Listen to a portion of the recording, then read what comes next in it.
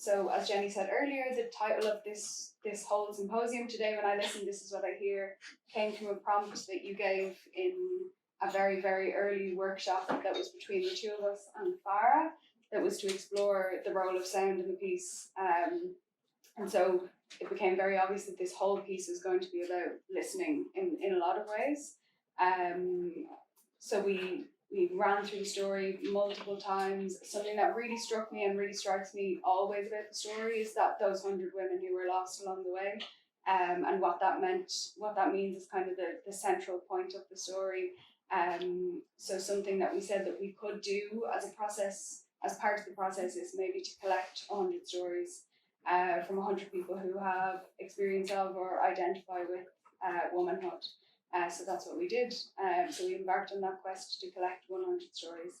I'll just talk you through really kind of briefly what the sound concept behind that was and the thinking behind it was. So there's like an idea in sound that the more noise that you have across all the frequencies of sound, the more it starts to sound like white noise, which also sounds like the sea. And the sea, of course, is associated with balance and peace, and white noise is the ultimate sound of like peace across all frequencies, across all sound. So in theory, the more stories we collect, the more stories that we add to the sound, the more it starts to sound like the sea. So this had a lot of resonances with the story, of course, in terms of the individual and the collective, and it really speaks to the power of always listening more, always being able to listen more, always being able to listen to more people in order to be able to fully consider balance and peace. So ultimately these 100 stories were presented on 10 speakers in a sound installation. So after you experienced the outdoor performance of Italia so beautifully described just there, we brought the audience inside the Civic, and there were 10 speakers, as you said, Pamela. There were 10 speakers, and each speaker was inspired by a prompt that Jenny has just mentioned. So we grouped the 100 stories that we collected onto 10 speakers. So they played on loop on 10 different speakers. They were each inspired by a stage of text. So I kind of played with hearing the 10 stories at once. So if you were walking around the space, you could hear the sea, you could hear the 10 stories at once. I incorporated lots of recordings that I made at Pauline Beach where we did a lot of our rehearsals. So if you walked around the space as an audience member, you could hear the kind of tranquil sound of the sea with the kind of faint hum of voices. But if you chose to sit down with one of the speakers, you could just hear one. You could just be alone with one person telling you the story. So you could happen across any of the 100 stories that we collected. So that's kind of it on the sound. This 100 number came to us, and then we were like, oh yeah, great, 100 stories. And then it turns out that takes quite a long time to collect 100 stories and to listen to them all. And then we realized, oh, we're on Zoom. So as well as our community in Tala, we could get stories from around Ireland. And then we thought we could get stories from around the world. And there's that amazing thing about the sea, isn't there, that actually the sea is all one. And so we had this feeling like every continent in the world needs to be represented in these stories, and that happened, and that was like really incredible. And that I suppose that our community here had contacts all over the world. So we had stories from Peru and India and Zimbabwe and Canada and Belgium and China and Australia. Like it was. And so we were doing these workshops at crazy hours of the day and night too, because of course there was all kinds of time change to deal with. And then we had this incredible task that I'll be grateful for always, of listening to them all, of listening to 100 voices and stories and experiences. And that's an incredible thing to do. It's an incredible thing just to listen to that many stories. So we're going to share one with you because we wanted to have one of the international voices represented here. We decided to go fully live with this event and not try and be hybrid, but we did want to have one of those voices heard. So this is Sarben Ismaili, who came to us through a theatre company we knew in Vancouver, and they got in touch with us and said, I've heard you're doing this thing, I'd love to come on a workshop. So they came on one workshop on Saturday afternoon and then recorded a story we're going to hear and sent it in to us. So this is another moment where you can relax and listen.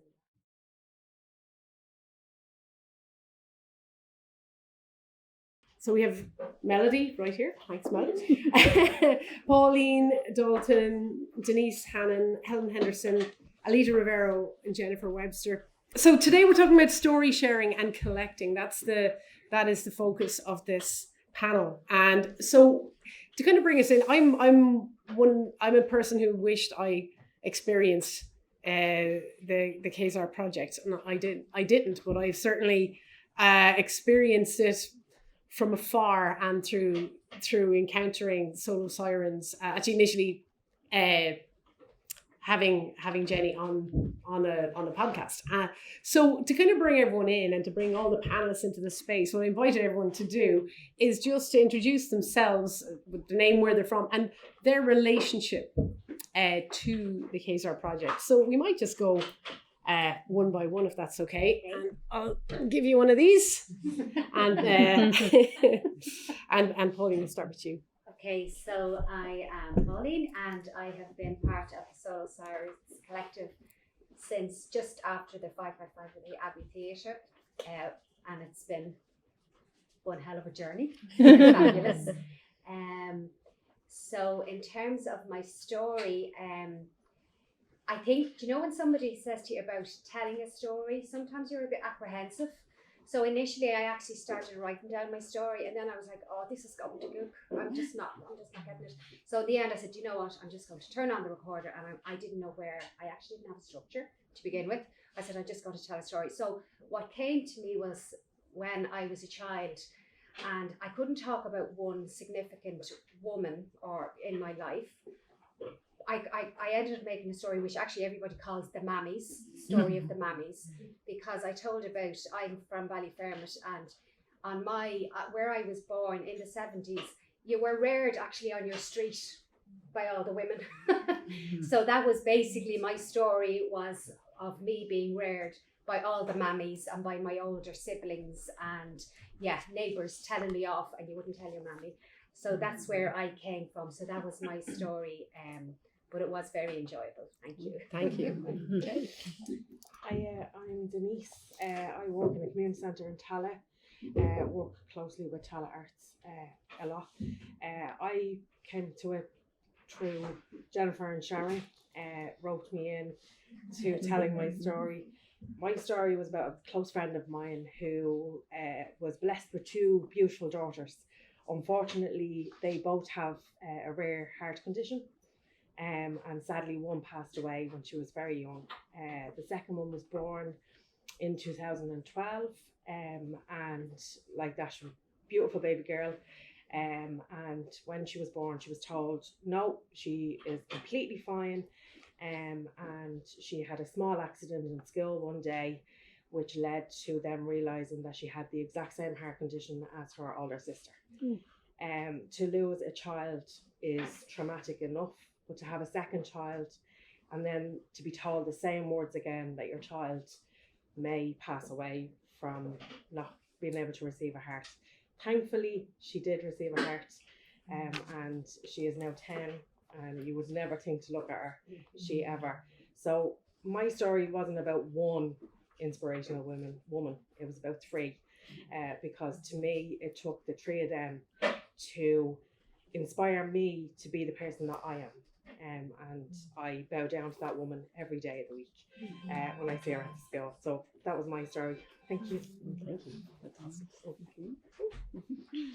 Hello, my name's Helen. I'm from Derry, and my story is it resonates with the Cessair story. It's a story about a mermaid from Loch Ness, the biggest lake in Ireland, and it was dug up actually quite recently from a woman who translated the Old Irish in the Annals of Ulster, and it's a fascinating story of like a fight for freedom and liberation, but it's also a really empathetic journey because she was half salmon, and so it's a real journey about like the empathy was our Braden, our salmon, but also the journey with the world that's under the sea and under the water that we don't see every day. And so it's been a co-created journey with a young girl called Miley. She's 12. She's a friend of my youngest son.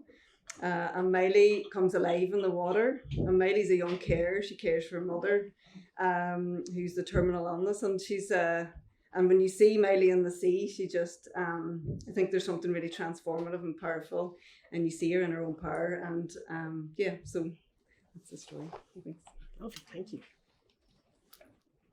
Hi, I'm Melody, and I didn't tell my story. I told the story of one of the women that my mom was a community nurse, and of her generation, she would have been one of the first women to go to work, or to even, because we didn't have jobs 2 generations before we were colonized, people just did whatever they did. And so my mom would have been one of those people who first went to work, and she knew a woman next door whose husband was really abusive. She didn't tell her to leave her husband. She said, make sure you provide for yourself, because my mom always believed that a woman should have her own money, like her mother did. So she said, but if I keep it in the house, he would steal it. So my mom kept her bank card in our house for her, and she kept putting money into the account until one day they had a rural home and a town home, and she just built herself a nice, beautiful home in the village, and she was living the life, and the husband was living in town. And then eventually, the husband died with HIV and AIDS. Fortunately, she didn't contract it because they were not really get together that way. She just wanted it to stay and abuse it. That's all that was there. But I used to see my mom and this woman talking to each other, and sometimes I would be there, sometimes I wouldn't. I never really thought about what that meant until I was thinking of a story to tell. And that came back to me, and I thought it was a good story to tell. That support can help to free someone from a very, serious and dangerous situation. And then I got my mom to tell her own story, because I thought she needed to tell a story for herself, because she doesn't usually. And the story she told it in Shona, our language. And not only did she tell a story in Shona, she spoke about something we don't usually talk about, like how it was when she was growing up, because she grew up in the village. She didn't interact with white people at all. So she wouldn't have experienced colonialism and racism and things like that before she went to school and to, so I asked her how life was before. And her first sentence was really touched me, because she said, when I was growing up, I never knew that there would be people that would hate people for no reason. Mm-hmm. And I won't translate everything. It's even now, it kind of brings tears to my eyes, because it's so powerful. Mm-hmm. And that's how I got involved. I'm also one of the solo sirens, as you know. I've been since it started in 2019, and I'm not a performer, but I for some reason I keep staying.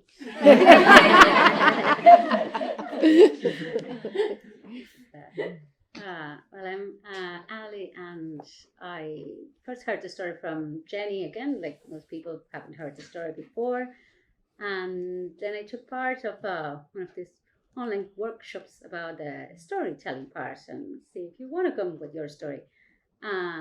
It's funny because you never know what things are gonna come up. So all these 10 stages were presented as part of the workshop. One chooses to talk about whatever comes up, and I told the story of like my own voyage of crossing the Atlantic. Certainly not by boat, but I'm originally from Argentina, and I've been living here 11 years. And my story ended up in the banner of the loss that comes from living. And when you start building a life outside of the place you grow, you have to start building that community that Cessair was building on her boats. And I have a very strong community here, a lot of people that I call my family. But I still have a family in Argentina. And from the moment you live somewhere else on a permanent basis, this is my home now, is the other one my home too? So there it comes to me that this image of when you have family in two places, you love more. Your heart is always split in two. But love is not a finite thing. So if you have that capacity to love in two places, you have a wider capacity to love. And that's something that we can all like experience and share. And that ended up changing the ending of the Cessair story. She doesn't die of her broken heart, she expands and she is now everywhere. So yeah, that was my contribution to the story. Thank you, Ali. That's gorgeous. So my name's Jennifer, and I was producer of Cessair, and I'm producer with Solo Sirens and Tala Community Arts. So my role was being on the workshops online, going to people's kitchens, going to people's workplaces, going to all sorts of places, helping and supporting women to record and to introduce them to Cessair. And I think what was so ironic was, on the team, I'd be checking in with Martha and Jenny going, have you done your story yet? And they're like, no. It's like, I found it so hard to actually come up with my story. I was doing it about everyone and everything. And then I just sat down one Sunday morning and genuinely hadn't planned it. And it was probably a week to go before Cessair actually happened, like it was lastminute.com. And I just spoke about my daughter, who to me is she's so spirited, independent. She's always been a woman that I've just admired greatly and probably wish that I had her qualities when I was her age, watching this generation come up. And yeah, that was what my story was about. And it was just completely off the cuff, and yeah, that was it. But yeah, supporting those to write their stories, and I think we probably needed the most support when we were recording our stories, was getting it there. But yeah. Great. Thank you. Thank you so much. Thank you, everyone. As just a beautiful to get even a sense of the project from you all, like the huge tapestry of stories. And we're talking about story sharing and story collecting. And this is a question I might just throw it to you, Pauline. And just the idea, and to a couple of you, of course. The idea of like, are you as in this instance, do you feel like a story sharer or a story collector or a storyteller, or was it a bit of both for you? Did you feel? I think it was probably a bit of both, because obviously I was sharing my story, but within my story there was lots of stories about the people that I was talking about. Do you know, like the amazing women that had basically reared me as a child in our local area. So, and sadly enough, when at the end of it, I don't know why, but I actually decided to start naming the main women on my street. But obviously in the 70s, I never knew any of my neighbours' first names, because they were Mrs. Kelly and Mrs. Martin and Mrs. And when I started naming them, it was kind of a sad moment, because I actually realised most of them were actually gone, apart from obviously my sister would have had a big rearing influence on, she would have reared me as well. So I mean, obviously she's still around, but most of the women, but I would have told stories about those women as bringing us to the seaside, you know, and making us pretend we were in an orchestra playing instruments and stuff like that. So there was lots of stories within the story. So I suppose I was both telling and sharing their stories as well. Yeah, they were amazing. Yeah, and I might just give that to you as well, Melody. Just especially as that maybe that discovery you had of sharing your mother's story. Yeah, my mom I'm blessed because she's one of those women who really tell you what they think. We have an amazing relationship. She's like one of my biggest supporters and best friends. And so talking to my mom and finding things that I don't know about is very rare for me, because I think I know everything at this stage. But, you know, when she told that story, to me, it was like, even how, because when I first arrived in Ireland, I became a Black person on O'Connell Street. And that's weird for white people, because, you know, you've always been you, and that label, unless you've traveled to other places where you are the minority, you probably can't identify with it. I was just a person until I was on a corner of the street one day and someone called me a nigger, and I was like, oh, I guess I'm black. Okay, what do I do with that? So hearing my mom say that was like, we now have someone that we have in common. Because when she started working, becoming a nurse, and most of the people who were in hospitals were white women. And so they had more advantages and more, all those other things that we can talk about now that we had never talked about before. Like we always used to say, there are racists in the world, but not really in a proper, tangible way. And it's good to know from her generation, from her experience.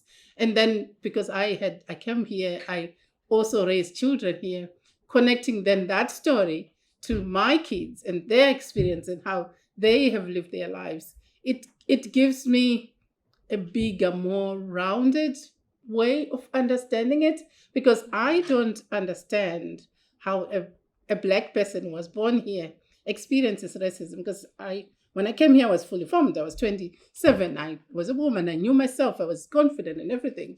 My identity was not influenced by how people were judging me. And I also come from a community where being a woman is respected, is accepted, is revered. And I come from a family where my dad would have been feminist, and he would have said, you don't need a man in your life. I don't want you to ever need a man in your life. Your first husband is a certificate. The other husband you can chat about if you want, but your certificate is going to be your first husband. So I never grew up with the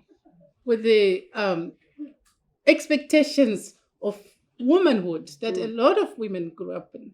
So it's a different way for me to look at the world. And I'm always trying to, because in my head, there's some things that people say that actually don't make sense to me, that I have to say, okay, but this is their reality. This is how they have lived. And I've been privileged to live a very different life.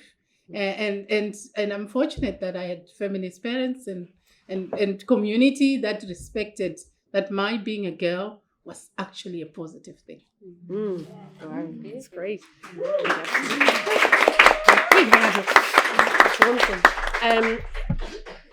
I don't think that's working. To press the button. Okay. Technology. I might just give that to you as well, Helen. That idea of that. I mean, you're talking about the connection you discovered there, the unexpected connection, and you were talking about that discovery in your story, the sharing to the telling. Yeah, it's like a journey of exploration. I think the story just keeps deepening, and I don't think I ever get there. And I really resonated with the open ending part of Cessair, because I feel like this Liban story, it was actually the ending of the story was Christianized, and she was baptized. I mean, a saint in Ireland, Saint Mergen. And so trying to go back and almost like re-paganize the story in terms of if she wasn't Christian, if she wasn't baptized, what would that have looked like? And then I suppose that story becoming part of your life as well. And I feel like increasingly with me and Miley actually we're so entwined that I don't know what the story is anymore, and I don't know what my life is anymore. But something around that, one of the parts of the story really sticks with me is a part when Liban is trapped. She's caught on a fishing net and she's captive, and she cuts herself free. And because when she's captive, she's ridiculed because she's deviant. She deviates from the norm, and she's that deviance is really mocked, and I think there's something about her setting herself free in the sea with all the other beings in the sea, and that relationship was like little sea squirts and seaweeds and all the cool things that live in there, that the relationship goes beyond the human. So that's something for me that keeps deepening. So yeah, lovely. And for yourself, Alita as well. Or Ali. Sorry, we met on Zoom, so I kept just seeing the name at the bottom. That's that discovery, or the surprise that came to you in the process, or that connection as a storyteller, or the story you shared. It was funny to, I don't know. I'm very prone to talk a lot. So like if the stories come naturally to me, you know, you give me a prompt, I can talk for 10 minutes. But you never know what's going to be for that. But something that resonated, this building of community and the importance of it, and that's such a big part of my living in Ireland, like of finding those moments. And in the past, I don't know, maybe 3-4 years, maybe I gather up a whole new community of feminist women from Spanish-speaking countries, mostly Argentina, but everywhere, like Venezuela, Colombia, Peru, and we all gather up together slowly when there was it was being voted, the abortion campaign was being voted in the parliament in Argentina. It wasn't done through a referendum like here, but it went through the 2 houses of parliament, and you know, it was won and lost and then again and all those things. But every time a vote would come along, a group of us would meet on O'Connell Street, you know, with our like green banners, and first we were like only 10, and then there were like 15, and suddenly we were like 30, and so like, oh, we should, and we always end up in the pub talking for hours and then not connecting again until next time. And so suddenly we decided, okay, so how about we put up a group together, you know, like, and we made this WhatsApp group that now is like, I think it's close to 200 people in it, which mostly shares recommendations for hairdressers and psychologists. Those are the 2 most common questions.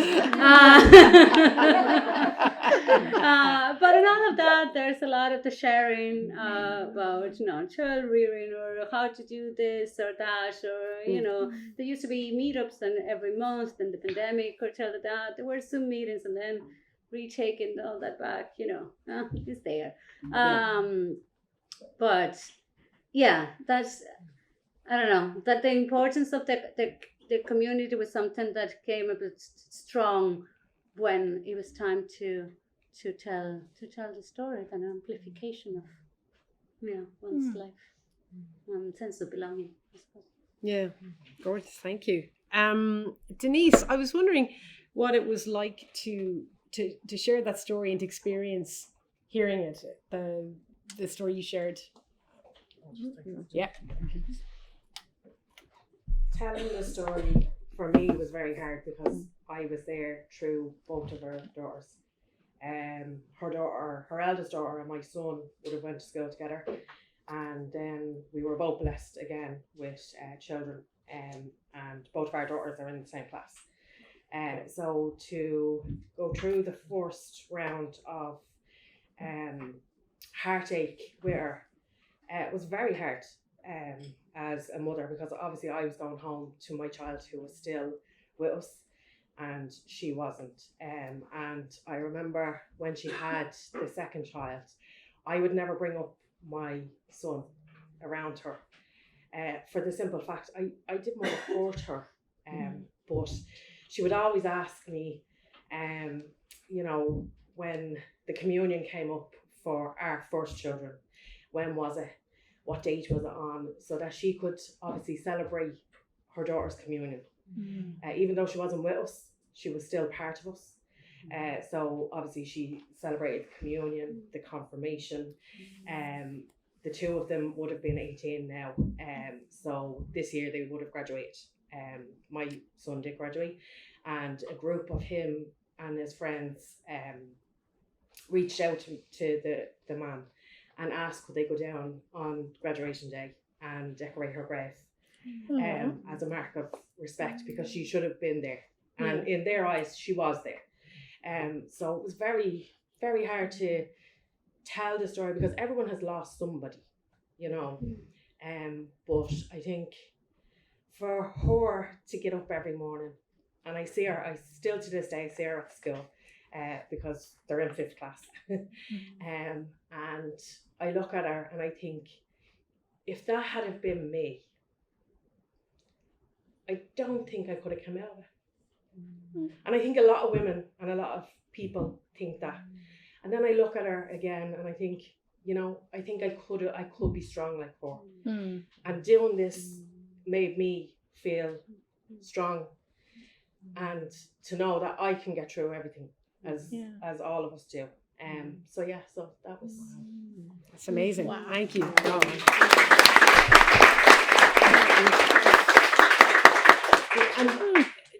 Yeah, that's a very incredible point on the power of the sharing as a participant as well, like that it's a two-way street.